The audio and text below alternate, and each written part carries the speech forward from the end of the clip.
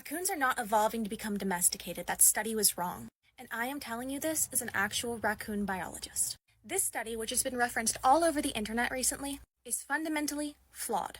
To start off with, the basis of the study as a whole is based on another flawed study, Belayev's Russian silver domestic fox study, where it is claimed that over the course of 50 years, foxes from the wild were able to be domesticated, evolving shorter snouts and floppy ears and lighter pigmentation and a friendlier attitude, and curlier tails. Except these foxes weren't from the wild.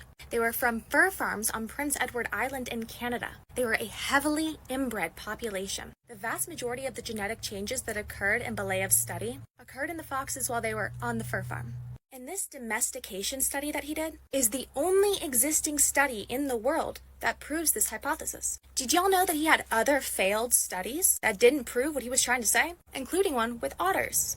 Now, there are other videos about this experiment that you can watch in my Animal Facts playlist, because I want to get on to the most concerning part of the study. Because the authors were so focused on trying to find proof of raccoons showing that they're being domesticated, they didn't realize that they accidentally rediscovered raccoon subspecies. Let's look at the data.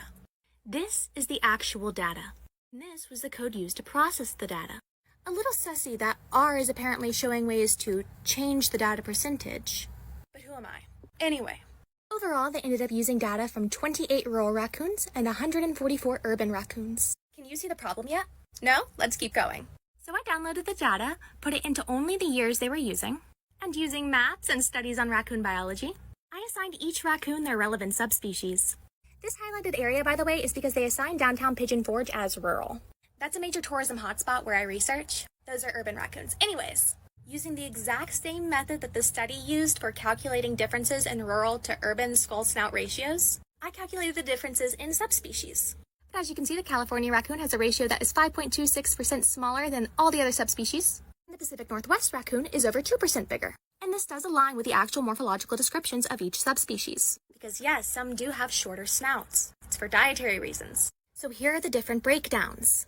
About 12.5% of the raccoons in the urban populations have a snout size that is 5.26% less than the other subspecies. And the Upper Mississippi Valley raccoon and the Pacific Northwest raccoon, with the two largest differences respectively, make up over 8% for urban and 21% here, and then 4.2% and 10.7%. There is such a disparity here because they used iNaturalist data. These are average, everyday citizens taking pictures of raccoons that they see, not people going out into the woods to look for raccoons. So we're only seeing the data on what's easiest to photograph. None of this has anything to do with domestication.